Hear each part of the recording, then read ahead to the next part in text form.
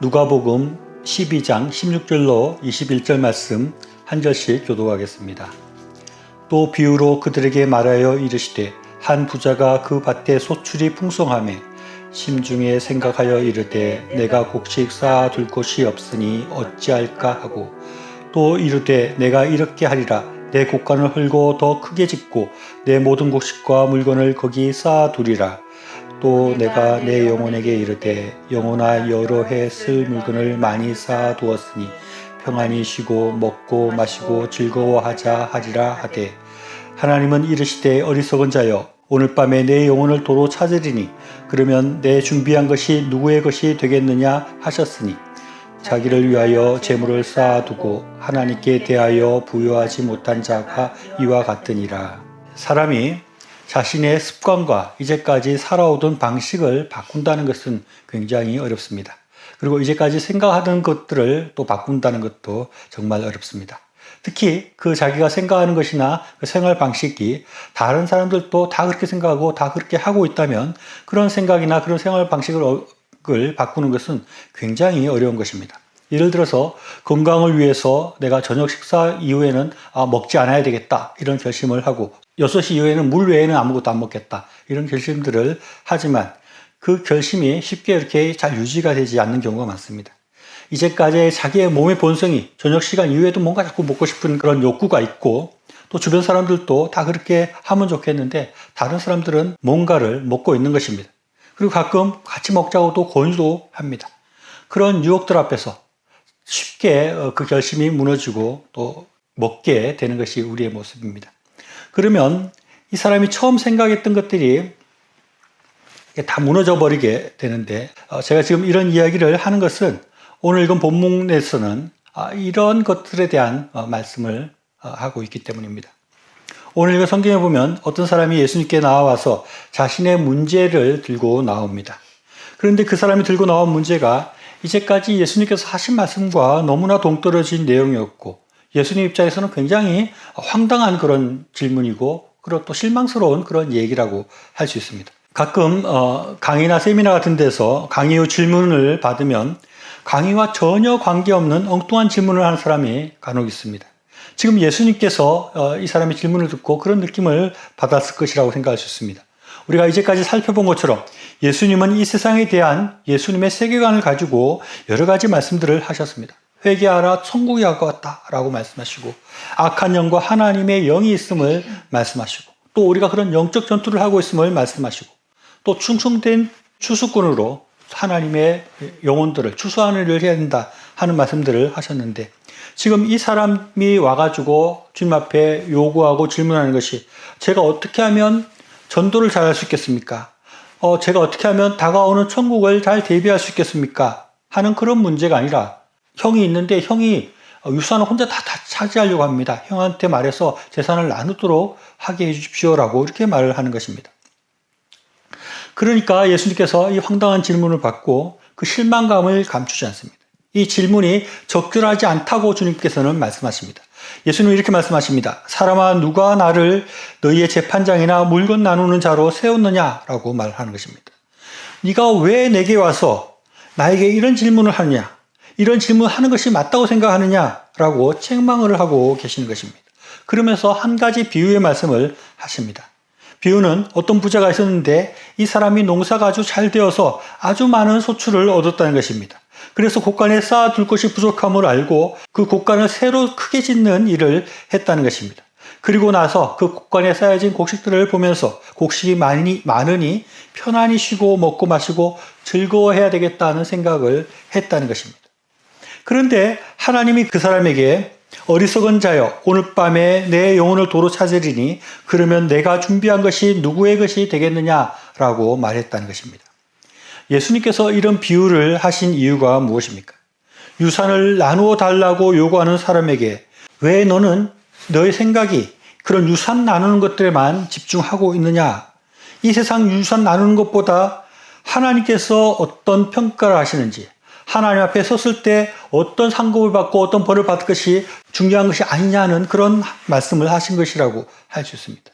좀 더 나아가서 이런 비유로 이 사람을 책망하신 것이라고 할 수 있습니다. 그런데 우리가 이 말씀을 보면서 단순히 이 유산 문제를 예수님께 가져온 사람을 비방하거나 곡간을 크게 지은 부자를 어리석다고 쉽게 생각할 수 없습니다. 그 이유는 그들의 모습이 우리의 모습과 다르지 않기 때문입니다. 사실 예수님께 유산 문제를 들고 온 사람 입장에서 생각해 보면 그 사람은 아주 중요하고 아주 절실한 문제를 들고 왔다고 할 수 있습니다.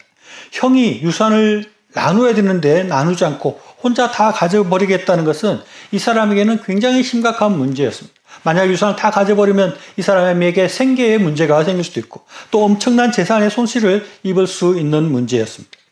어쩌면 이 사람은 이 큰 문제를 예수님께라도 와서 도움을 구해야 된다고 생각했을 것이고 그것이 크게 잘못된 것이라고 우리가 생각할 수 없다는 것입니다. 그리고 이 비유에 나오는 부자도 그렇게 큰 문제가 있는가 하는 그런 생각을 하게 됩니다.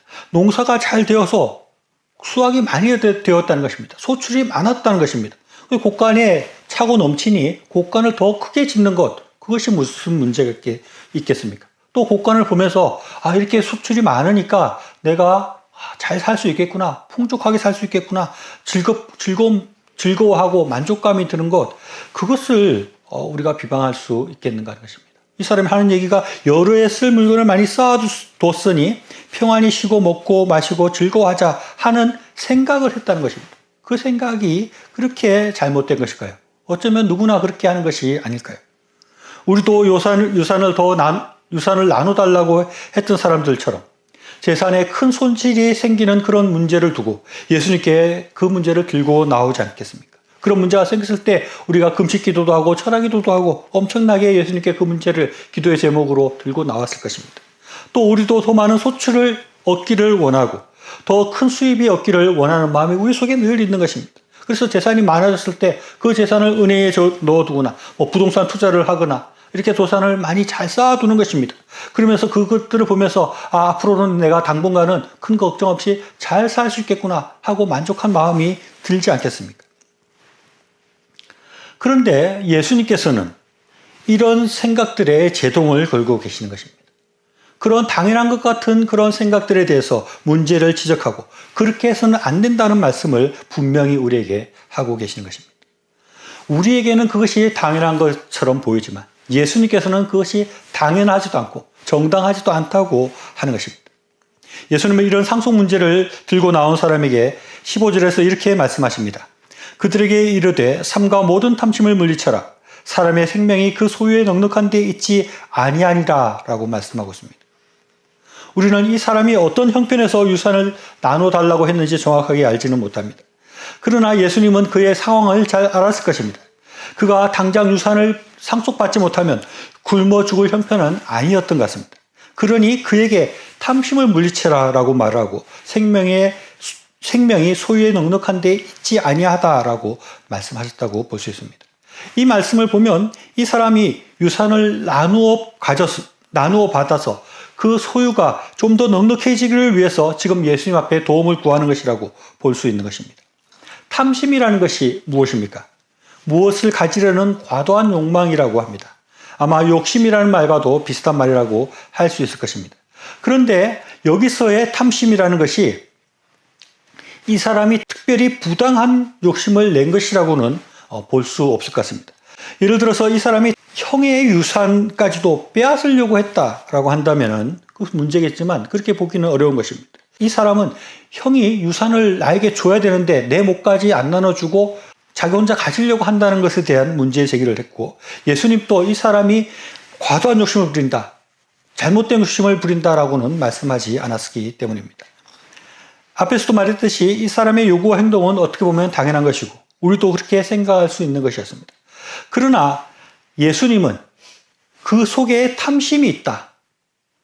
예수님은 그의 어떻게 보면 정당한 요구, 정당한 생각도 그것을 부정적으로 보시고 그것을 탐심이라고 말씀하고 있는 것입니다. 예수님께서 왜 이 사람에게 탐심이 있다라고 말을 했을까요? 탐심과 비슷한 말로 욕심이 있고 욕심이나 탐심이라는 말은 부정적이지만 우리 사람들은 누구나 욕구라는 것입니다. 더 중립적으로 의욕이라는 것이 있는 것입니다. 그래서 식욕이라는 말이 있고 식탐이라는 말이 있습니다. 식욕이라는 말은 굉장히 중립적이고 나쁜 것은 아니지만 식탐은 좀 문제가 될 수 있는 것입니다. 식욕이라는 것이 누구나 당연한 것인데 그것이 과도해서 너무 많은 것을 먹으려고 하거나 아니면 다른 사람의 것까지도 먹으려고 하면 그것을 식탐이라고 하고 그것을 부정적으로 볼 수밖에 없는 것입니다. 그런데 우리가 여기서 좀 깊이 생각해 봐야 할 것은 이 사람이 진짜 탐욕 아니면 욕심, 잘못된 부당한 그런 욕심과 탐욕을 부린 건가 하는 것입니다. 앞에서 말했듯이 그런 증거가 없습니다. 그렇다면 왜 예수님은 이 사람에게 탐심이 있다라고 말씀하는 것일까요? 그것은 그 다음 절과 연결해서 생각해 보면 그 실마리를 찾을 수 있습니다. 예수님은 삼가 모든 탐심을 물리치라 사람의 생명이 그 소유에 넉넉한 데 있지 아니하니라 라고 말하고 있습니다. 사람의 생명이 소유에 넉넉한 것에 있지 않다라고 말하는 것입니다. 이 말씀이 핵심이라고 할 수 있습니다. 사람이 죽고 사는 데에서 소유에 넉넉한 것은 문제가 되지 않는다는 것입니다. 다르게 말하면 우리가 천국 가는데 재산에 넉넉한 것은 전혀 문제가 되지 않는다는 것입니다. 이제까지 제가 말한 예수님의 세계관에서는 우리가 천국 가는 것이 이 세상 가운데 가장 중요한 문제로 주님께서는 보고 있었습니다. 그런 세계관에서는 우리가 천국을 가야 되는 것이 중요한데 그 소유라는 것은 우리가 소유의 넉넉함이라는 것은 거기에서는 전혀 중요한 문제가 아니라는 것입니다. 예수님은 아주 철저하게 천국 가는 것과 못 가는 것, 또 천국에서 어떤 평가를 받는가 하는 것이 중요한 문제였는데, 그리고 예수님의 눈에는 이 천국이 지금 다가오고 있고 우리가 이 종말의 때를 살고 있는데 우리의 소유가 좀 더 많아지는 것, 더 넉넉해지는 것, 그것은 전혀 중요한 문제가 아니라는 것입니다. 이런 예수님의 종말론적인 시각에서는 이 소유의 넉넉함을 추구하는 것이 탐심이 될 수 있다고 주님은 말씀하는 것입니다. 보통의 사람의 눈에는 그것이 문제가 없지만 예수님과 같이 우리가 종말이 지금 다가오고 있고 천국 가는 것이 가장 중요한 것이라는 그런 시각에서는 그런 소유의 넉넉함을 추구하는 것은 탐심에 해당될 수 있다는 것입니다. 장거리를 경주하는 그런 자전거 경주가 있습니다. 그런 사람들은 옷 주머니에다가 초콜릿 같은 그런 간식을 넣어두고 한참 달리다가 좀 기력이 딸리면 초콜릿을 꺼내서 먹곤 합니다. 그런데 이 사람이, 이 자전거 경주자가 옷에 초콜릿이나 좀 간단한 간식을 넣어두는 것이 아니라 아주 무겁고 큰 그런 간식들을 넣어두고 다닌다거나 아니면 주머니에 조그만 간식을 너무 많이 넣어두고 다닌다면 그것은 과도한 것이고 그것은 탐심이고 잘못된 것이라고 할 수 있습니다. 지금 예수님은 이런 말씀을 하고 있는 것입니다. 우리가 지금 말세의 시대를 살아가고 있고 지금 천국 들어가서 하나님 앞에 서는 것이 중요한 문제인데 우리가 소유의 넉넉함을 구하는 것, 그것은 탐심이고 그것은 잘못된 것이고 그것은 부정적인 것이라고 말씀하는 것입니다. 보통의 때면 문제가 아니지만 이러한 천국에 들어가는 것이 중요한 이때에 그런 것들을 생각하고 그런 소유의 넉넉함을 생각하는 것은 그것은 아니라는 것입니다. 이어지는 비유에서도 그것이 그대로 강조가 됩니다. 부자가 소출이 많아서 곳간을 더 크게 짓는 것, 그 풍성한 곳간을 보면서 영혼아 여러 해 쓸 물건을 많이 쌓아두었으니 평안히 쉬고 먹고 마시고 즐거워하자라고 말하는 것이 전혀 잘못된 것이 없고 그것이 일반적인 모습이라고 할 수 있지만 예수님의 눈에는 지금 말세지마를 살아가고 있다고 생각하는 그 예수님의 시각에서는 그것이 그런 것이 아니고 부정적인 것이 되는 것입니다. 20절 말씀을 다시 읽어보면 하나님은 이르시되 어리석은 자여 오늘 밤 내 영혼을 도로 찾으리니 그러면 내 준비한 것이 누구의 것이 되겠느냐라고 말씀하고 있습니다. 우리의 놓여있는 상황과 때는 하나님이 영혼을 다시 찾을 때이고 그런 상황이라고 말씀하는 것입니다. 예수님은 21절 이 비유의 결론에서 이렇게 말씀하십니다. 재물을 쌓아두고 하나님께 대하여 부여하지 못한 자가 이와 같으니라 라고 말씀하고 있습니다. 하나님 앞에 부여하지 못한 자, 그것이 무엇을 의미하는 것입니까? 이 말씀은 전체적으로 보면 이 유산을 들고 예수님께 나와서 유산을 잘 분배해 달라고 요구하는 사람이 결국은 하나님에 대해서 부여하지 못한 사람이라는 것을 말하는 것이라고 할 수 있습니다. 우리가 현재의 나의 재산 문제에만 너무 집착하고 그런 것들만 신경 쓰고 살아가는 것은 그것은 우리를 부유하게 할 줄은 모르지만 그렇게 하다가는 하나님 앞에 부유하지 못한 자가 될 수 있다는 것입니다. 그래서 그것은 문제가 생길 수 있고 아주 잘못된 것이 될 수 있다는 것입니다.